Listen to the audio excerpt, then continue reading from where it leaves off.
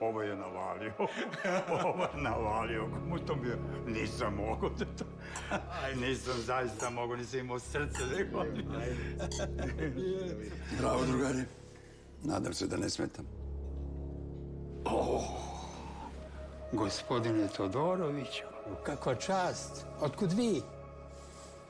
Nećeš verovati, ovi moji teraju me da opet obrađujem tvoj slučaj. Iako znaju da sam tolike godine u penziji. Ja kažem, nemojte ljudi, dosta je bilo, ako Boga znate. Oni kažu, ne, nije još dosta. Pa kažem, ima materijala u njegovom dosijeu za 3 doživotne robije. Oni kažu, ne, nije dovoljno. Ima još teret. Tebi to smešno?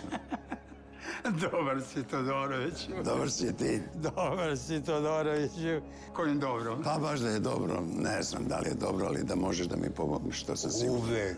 Kaži. Hoću da sedneš sa nama, izvoli. Ne, žurim. Kaži mi, da li poznaješ nekog Nebojšu Tatića?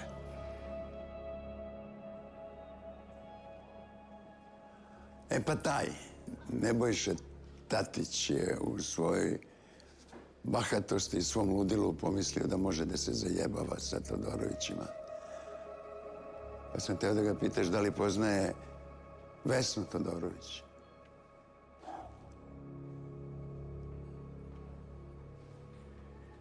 Jeli, da li ti poznaješ Vesnu Todorović? Poznajem je, predajem mom sinu. Vidim da nije shvatio pitanje.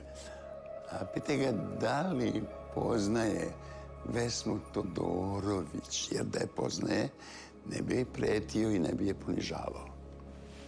Jeli, da li ti poznaješ Vesnu Todorović? Kažem ti da je poznajem, pa...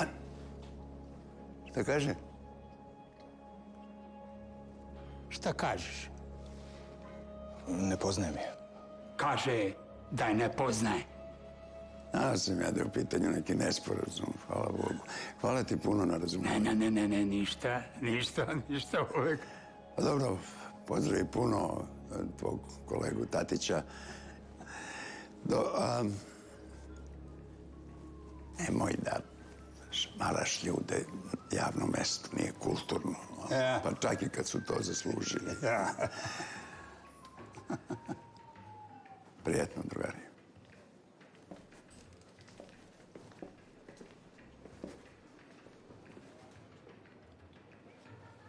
Šta bleneš? Ajde, nemoj da mi kvariš raspoloženje. Ajde, jedite. Jedi!